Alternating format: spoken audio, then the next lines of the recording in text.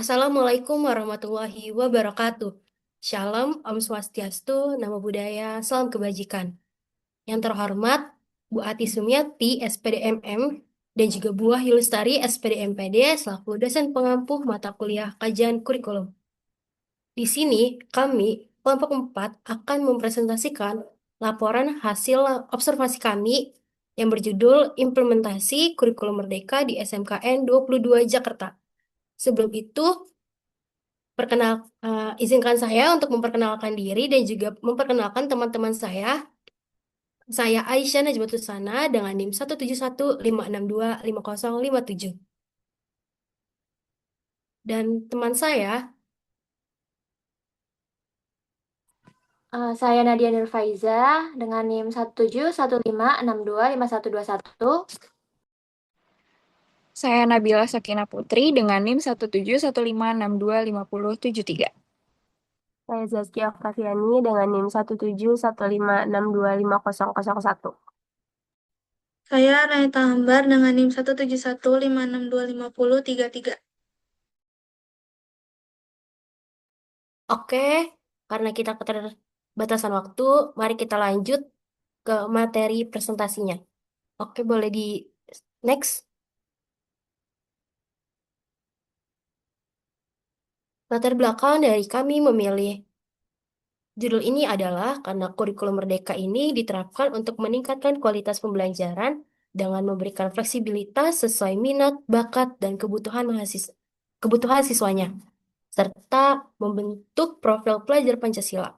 Pada SMK, kurikulum ini penting untuk menghasilkan lulusan yang siap kerja, adaptif, dan juga adaptif terhadap kebutuhan industri. Namun sayangnya, penerapannya masih seringkali kita menemukan tantangan seperti kurangnya pemahaman guru, kurangnya juga keterbatasan sarana, adanya masalah tentang metode pembelajaran, serta pelaksanaan P5. Oleh karena itu, dilakukan observasi di SMKN 22 Jakarta untuk mengetahui praktik implementasi kurikulum merdeka termasuk strategi belajar, mengajar, keterlibatan siswa, dan juga faktor pendukung apa saja maupun hambatan yang ditemuinya.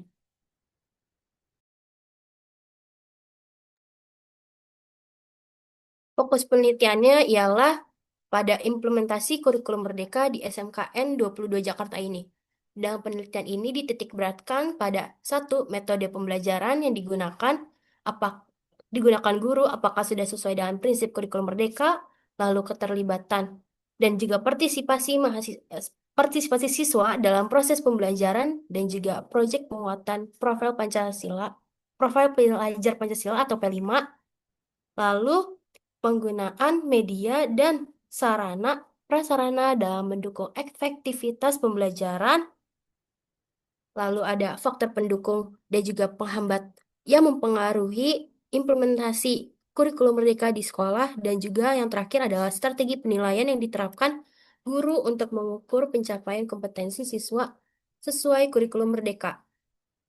Dari latar belakang tersebut dan juga fokus penelitian, maka dirumuskan masalah yaitu satu, bagaimana metode pembelajaran yang diterapkan guru SMKN 22 Jakarta, apakah sudah sesuai dengan prinsip kurikulum merdeka atau tidak? Yang kedua, bagaimana keterlibatan dan juga partisipasi siswa dalam proses pembelajaran serta dalam pelaksanaan proyek penguatan profil pelajar Pancasila atau P5.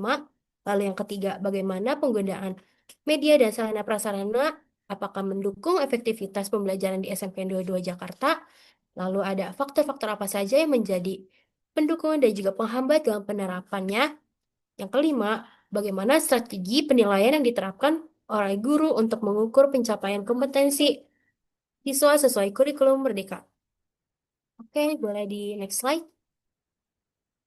Adapun tujuan penelitiannya adalah satu, mengetahui metode pembelajaran apa yang diterapkan guru. Yang kedua, menganalisis keterlibatan siswa dalam pembelajaran dan pelaksanaan P5. Yang ketiga ada menilai pemanfaatan media dan sarana prasarana dan yang mendukung pembelajaran akuntansi. Yang keempat, mengidentifikasi faktor pendukung dan hambatan penerapan kurikulum merdeka. Yang kelima, mengevaluasi strategi penilaian dalam mengukur kompetensi siswa. Adapun manfaat penelitian, satu, secara teoritis, penelitian ini memberikan wawasan dan literatur terkait implementasi kurikulum merdeka di SMKN, khususnya dalam pembelajaran akuntansi sebagai dasar pengembangan teori pembelajaran yang adaptif dan inovatif. Secara praktis, secara praktis, penelitian ini menjadi masukan bagi guru dalam memilih metode, media, dan strategi penilaian yang efektif. Yang kedua, membantu siswa mendapatkan pembelajaran yang interaktif dan meningkatkan kompetensi. Yang terakhir, menjadi pengalaman lapangan bagi mahasiswa untuk memahami praktik pembelajaran akuntansi sesuai kurikulum merdeka. Oke, boleh di next slide. Metode penelitiannya, satu, pendekatan dan jenis penelitian yang kita gunakan adalah pendekatan studi kasus, yaitu penelitian yang dilakukan untuk mengkaji secara mendalam latar belakang kondisi aktual, serta interaksi dalam lingkungan suatu unit sosial, baik itu individu, kelompok, maupun masyarakat. Adapun lokasi penelitian ini dilakukan di SMKN 22 Jakarta yang berlokasikan di Jalan Raya Condet Gedong, Kecamatan Pasar Rebo, Jakarta Timur. Lalu sumber datanya itu ialah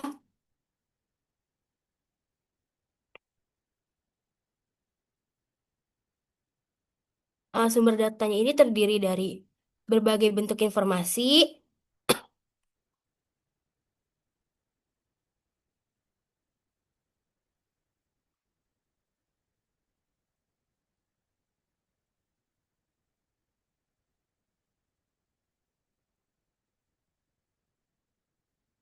baik yang diperoleh melalui kata-kata dan perilaku, maupun melalui materi tertulis.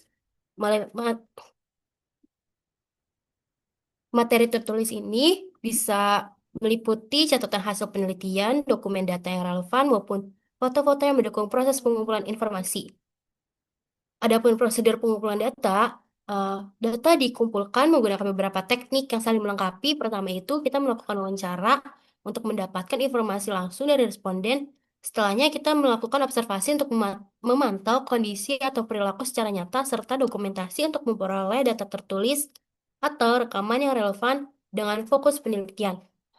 Yang terakhir, analisis data. Proses ini mencangkup pengumpulan, pengorganisasian, dan penyusunan data secara sistematis yang diperoleh dari wawancara, observasi, dan dokumentasi. Data kemudian diorganisasi dan diklasifikasikan agar peneliti maupun pihak lain dapat memahami informasi tersebut dengan lebih mudah sesuai dengan fokus penelitian. Oke, boleh di next slide. Materi selanjutnya akan dilanjutkan oleh rekan saya.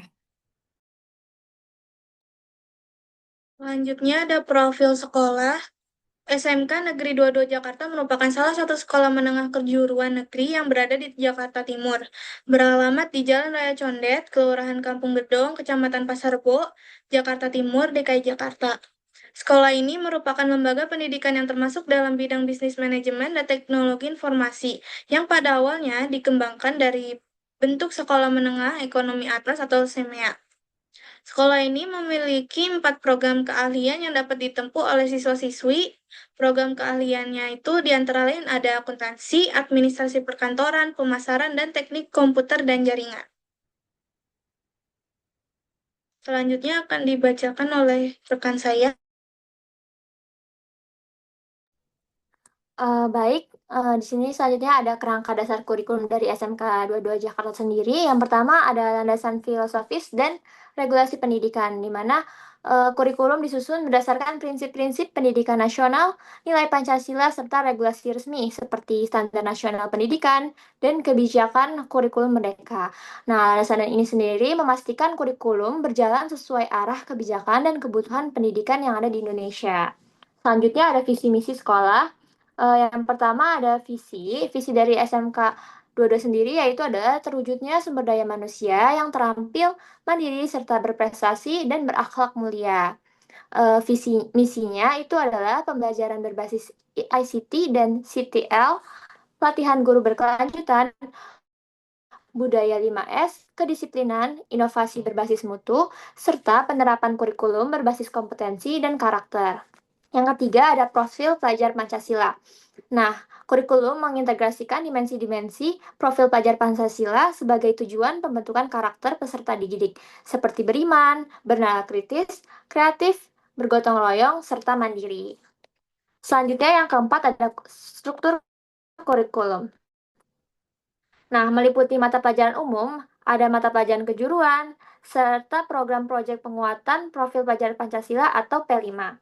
Nah, struktur ini juga dirancang untuk menyeimbangkan teori, praktik, serta pengembangan soft skill dari siswa tersebut. Selanjutnya yang kelima itu ada kejuruan, kurikulum kejuruan berbasis dunia kerja. Nah, menyesuaikan kebutuhan industri dengan kompetensi keahlian di sekolah, seperti kecakapan teknis, standar kompetensi kerja, serta pembelajaran berbasis proyek dan praktik industri atau prakerin, atau yang biasa kita sebut dengan PKL.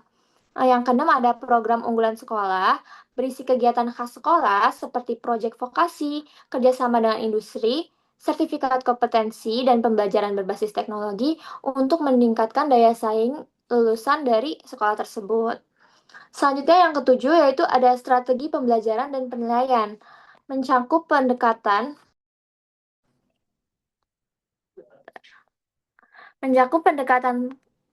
khas sekolah seperti proyek, vokasi, kerjasama dengan industri, sertifikasi kompetensi, dan pembelajaran berbasis teknologi untuk meningkatkan daya saing lulusan. Yang tujuh ada strategi pembelajaran dan penilaian, mencakup pendekatan pembelajaran yang aktif, kolaboratif, dan berbasis pengalaman nyata.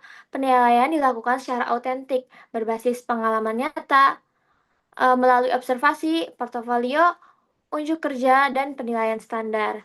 Yang terakhir ada pengembangan kompetensi guru. Nah, untuk mendukung implementasi kurikulum, guru dibekali pelatihan, workshop, serta kolaborasi profesional agar mampu menerapkan pembelajaran sesuai standar dan kebutuhan industri saat ini. Selanjutnya akan dilanjutkan dengan rekan saya. Baik, selanjutnya ada struktur kurikulum. Berdasarkan hasil observasi di SMK Negeri 22 Jakarta telah menerapkan kurikulum merdeka yang mengacu pada Permendikbudrismen Kurikulum SMK tahun 2025. Struktur kurikulum ini dirancang untuk menyiapkan siswa agar siap kerja, siap melanjutkan pendidikan, maupun berwirausaha. Pembelajaran juga menekankan pada project based learning dan pengalaman belajar langsung melalui pembelajaran di dunia kerja atau PKL atau PDDK. Boleh di next. Selanjutnya, kelompok mata pelajaran yang terbagi menjadi 3 kelompok utama, yaitu mata pelajaran umum yang berfungsi memperkuat karakter literasi, numerasi, dan kesehatan jasmani serta wawasan kebangsaan siswa. Mapel umum diberikan pada setiap fase dengan penekanan pada literasi dan karakter. Mata pelajaran umum meliputi pendidikan agama, pendidikan Pancasila, bahasa Indonesia, matematika, bahasa Inggris, seni budaya, PJOK, informatika, dan sejarah. Yang kedua, mata pelajaran kejuruan. Mata pelajaran kejuruan ini disesuaikan dengan program keahlian di sekolah, mulai dari dasar-dasar kejuruan di kelas 10 hingga konsentrasi keahlian di kelas 11 dan 12. Pada bagian ini juga terdapat penguatan proyek vokasi praktik seperti praktik industri atau PKL, teaching victory, dan sertifikasi kompetensi sesuai kebutuhan dunia usaha dan dunia industri. Ketiga, ada mata pelajaran pilihan dan proyek profil pelajar Pancasila atau P5. Siswa dapat memilih mata pelajaran atau proyek sesuai dengan minat dan bakat yang relevan dengan dunia kerja, serta proyek penguatan profil pelajar Pancasila atau P5 diterapkan di setiap fase untuk penguatan kreativitas, soft skill, dan kompetensi sosial. Selanjutnya, pembelajaran di dunia kerja atau PDDK. PDDK merupakan bagian wajib yang menjadi ciri khas utama SMK. Siswa wajib mengikuti praktik kerja minimal selama 6 bulan di perusahaan mitra sebagai bekal pengalaman nyata dan menjadi bagian dari penilaian kompetensi akhir. Selanjutnya, proporsi beban belajar.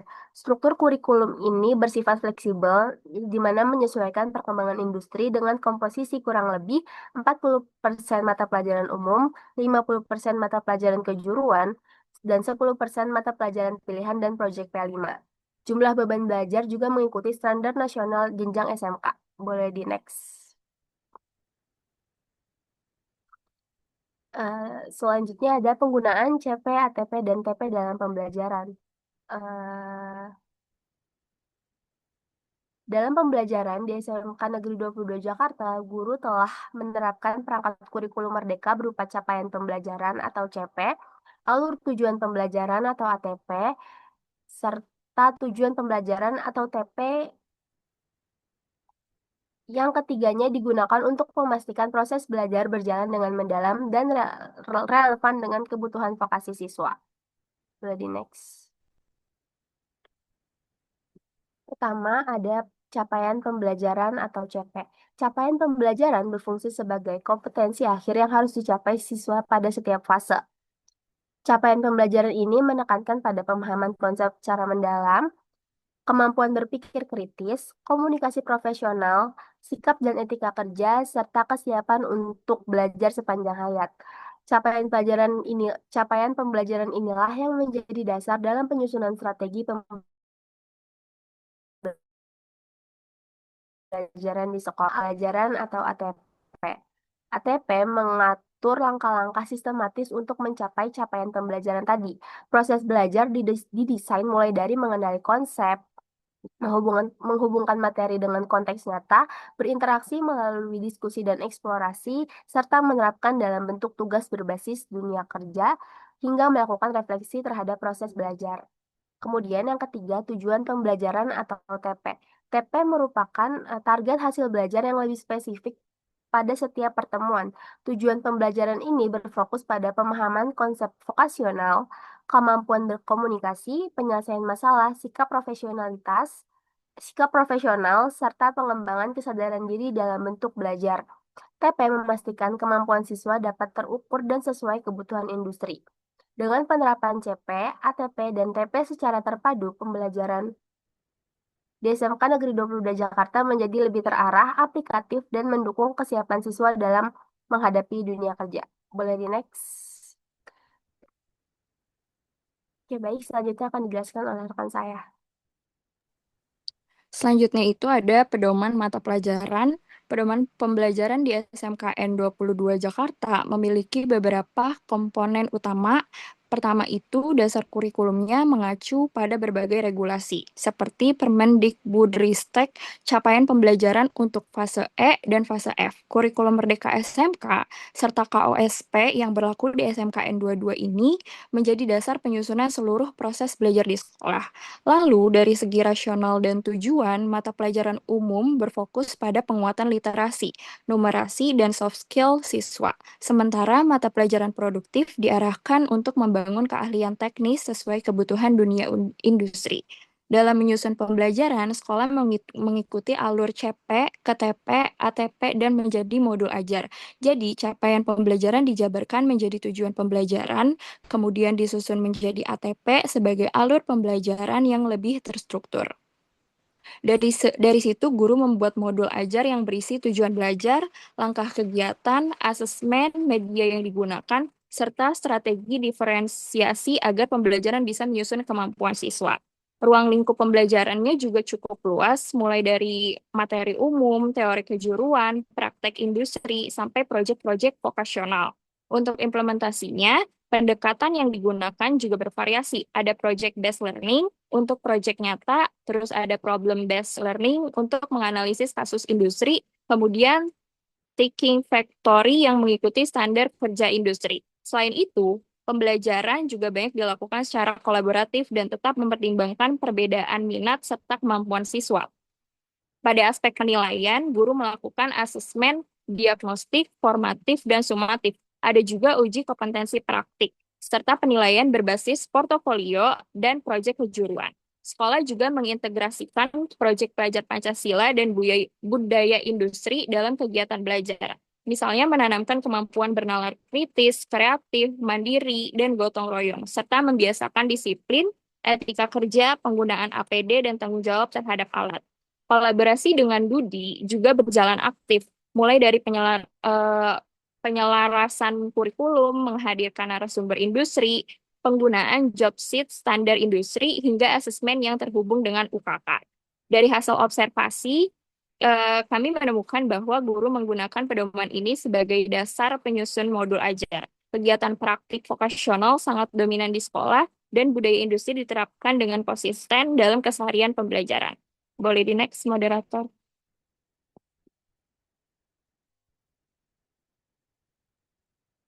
Oke.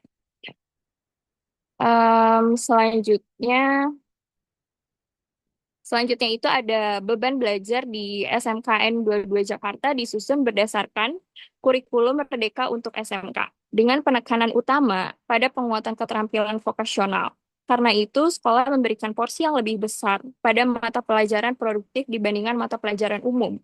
Secara prinsip, beban belajar ini dirancang secara fleksibel, tetap seimbang antara teori dan praktik, serta fokus pada kebutuhan kompetensi industri. Pengaturannya juga disesuaikan dengan jurusan masing-masing karakter siswanya, termasuk integrasi kegiatan P5 dan proyek-proyek kejuruannya.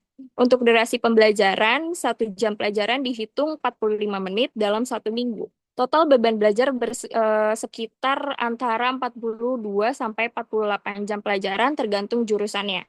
Komponen pembelajaran mencakup pelajaran umum, mata pelajaran produktif, informatika atau kreativitas, P5, dan proyek vokasi. Syarat komposisi, mata pelajaran umum biasanya sekitar 30% ini mencakup kayak bahasa Indonesia, matematika, PKN, bahasa Inggris, dan pelajaran umum lainnya. Sementara itu, mata pelajaran produktif mengambil porsi paling besar, yaitu minimal 50%. Di dalamnya termasuk dasar-dasar kejuruan, konsentrasi keahlian, sampai praktik di bengkel atau laboratorium. P5 juga masuk ke dalam beban belajar dengan kisaran 10-20% atau sekitar 200-300 jam pelajaran per tahun.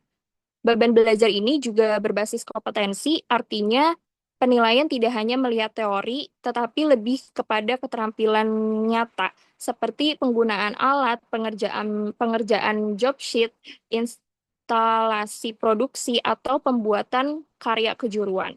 Nah, di SMK 22 ini, penjadwalan praktik biasanya dibuat dalam bentuk blok. Jadi siswa bisa praktik selama 3-4 jam pelajaran berturut-turut, bahkan hampir 1 hari penuh untuk jurusan tertentu. Ini dilakukan supaya alur kerjanya mirip dengan standar industri. Selain itu, ada juga program PKL yang berlangsung sekitar 6 bulan selama periode PKL.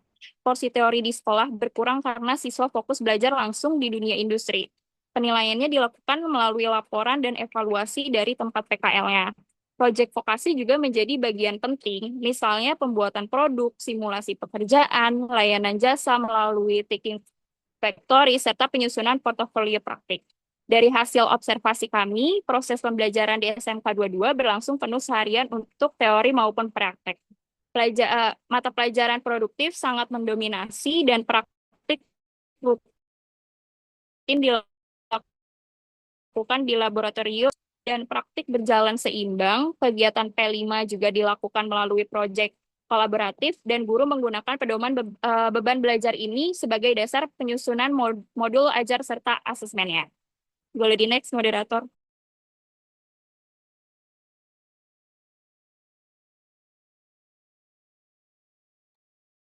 Baik, di sini saya akan melanjutkan. Jadi, sekarang analisis SWOT. Yang pertama ada kekuatan. SMKN 22 Jakarta memiliki pendekatan pembelajaran holistik yang menjadi fondasi kuat dalam operasional pendidikannya. Sekolah berhasil menggabungkan penguatan kompetensi teknis yang relevan dengan industri, seperti penggunaan bukti transaksi real dan teknologi finansial modern, dengan pembentukan karakter siswa yang disiplin dan religius. Metodologi pengajaran yang diterapkan bersifat adaptif dan menyenangkan atau joyful learning, di mana guru berperan aktif sebagai fasilitator yang menciptakan suasana kelas yang hidup. Selain itu, kompetensi dan pengalaman panjang para tenaga pengajar dalam menerjemahkan kurikulum menjadi praktik nyata terjadi pilar utama dalam menghasilkan lulusannya. Yang kedua ada kelemahan, meskipun memiliki metode pembelajaran yang unggul, SMKN 22 Jakarta masih menghadapi sejumlah tantangan internal. Salah satunya yaitu input siswa yang sebagian besar masuk bukan berdasarkan pilihan sendiri atau bukan dari passionnya mereka, sehingga berdampak pada rendahnya inisiatif dan motivasi belajar di awal masa sekolah. Budaya belajar pasif juga masih cukup kental, di mana siswa cenderung menunggu instruksi guru daripada aktif memecahkan masalah secara mandiri dalam kerangka student center learning. Selain itu, dalam kegiatan berbasis proyek kelompok, masih terdapat ketimpangan kontribusi antar siswa yang menyulitkan guru dalam melakukan penilaian keterampilan individu secara objektif. Selanjutnya ada peluang. SMKN 22 Jakarta memiliki peluang besar untuk mengembangkan potensi siswa melalui kesiapan lulusan yang multidimensi. Kurikulum yang diterapkan membuka jalan bagi siswa untuk tidak hanya menjadi pekerja industri, tetapi juga wirausahawan atau akademisi yang melanjutkan kuliah. Fleksibilitas dalam kurikulum memberikan ruang yang luas bagi eksplorasi kreativitas yang berpotensi melahirkan inovasi-inovasi produk dari siswa. Selain itu, adanya peluang personalisasi dalam pengembangan bakat memungkinkan guru untuk mengidentifikasi dan mengasah potensi unik setiap siswa, sehingga peluang kesuksesan individu menjadi lebih terbuka lebar di berbagai bidang. Yang selanjutnya ada tantangan atau ancaman. SMKN 22 Jakarta juga menghadapi sejumlah ancaman eksternal yang perlu diantisipasi secara serius. Disrupsi teknologi industri yang bergerak sangat cepat seperti kemunculan kecerdasan buatan atau AI dan fintech menuntut sekolah untuk terus memperbarui materi ajar agar kompetensi lulusan tidak menjadi usang. Transisi drastis ke pola merdeka belajar juga beresiko menimbulkan gegar budaya atau culture shock bagi siswa maupun orang tua yang belum terbiasa dengan tuntutan kemandirian. Terakhir, stigma masyarakat terhadap pendidikan vokasi dan persaingan ketat dengan lulusan sekolah lain menuntut pembuktian kualitas karakter dan kompetensi yang lebih kuat dari para lulusan. Adapun strategi yang disarankan, yang pertama ada strength opportunities, mengoptimalkan kompetensi guru yang adaptif dan metode joyful learning untuk mendorong siswa menciptakan inovasi produk kreatif yang bernilai wirausaha. Yang kedua ada weakness opportunities, memanfaatkan fleksibilitas kurikulum dan personalisasi bakat untuk mengubah budaya belajar pasif menjadi aktif, serta menumbuhkan passion siswa yang awalnya merasa salah jurusan. Yang ketiga ada strengths, memperkuat relevansi materi ajar dengan teknologi terkini seperti spreadsheet, otomatis, dan sistem pembayaran digital untuk menjawab tantangan disrupsi teknologi dan meningkatkan daya saing lulusan. Yang terakhir ada weakness traits, mengatasi tantangan mentalitas siswa dan gegar budaya kurikulum melalui pendampingan intensif dan pembukaan karakter, guna memastikan siswa siap menghadapi persaingan dunia kerja yang ketat. Selanjutnya akan dijelaskan oleh rekan saya. Baik, sampailah kami di kesimpulan presentasi dari hari ini, yaitu penerapan kurikulum merdeka di SMK 22 Jakarta ini berjalan cukup baik dan menunjukkan keseriusan sekolah dalam menyesuaikan pelajaran dengan kebutuhan siswa vokasi. Nah, pembelajaran yang mengadukan teori, praktik, dan proyek seperti P5 ini, serta proyek vokasi membuat pengalaman belajar lebih bermakna dan relevan dengan dunia industri.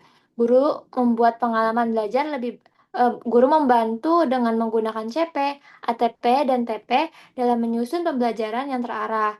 Sementara model pembelajaran berbasis proyek, pemecahan masalah, dan teaching factory ini mendorong keterlibatan aktif siswa serta pembentukan keterampilan kerja nyata. Sistem asesmen yang mencakup aspek kognitif, praktif, dan karya siswa menjadikan penilaian lebih komprehensif.